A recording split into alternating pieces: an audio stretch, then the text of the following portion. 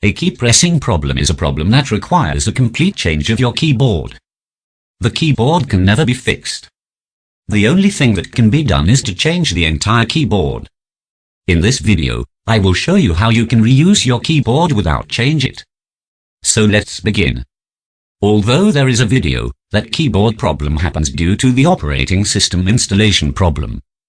If you have the wrong character typing issue, then watch that video, or click the I button. This is my HP laptop in which I have installed Windows 10. There is a problem with this laptop. Number 7 is pressed automatically. I will show you how you can fix this problem. Our goal is to disable the key. For that you need two software, link is in my description box. Download the zip file from my description box. Now unzip it. First, we are going to install KeyTest. Keyboard Test has been used to test and check for faulty keyboards by PC. We are going to check faulty keys. Here is it. It is indicated in red. Now install KeyTheweek.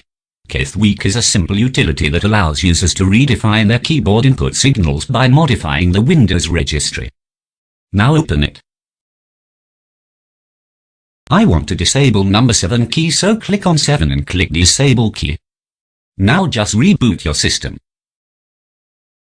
And it has done. If you want to restore, click here.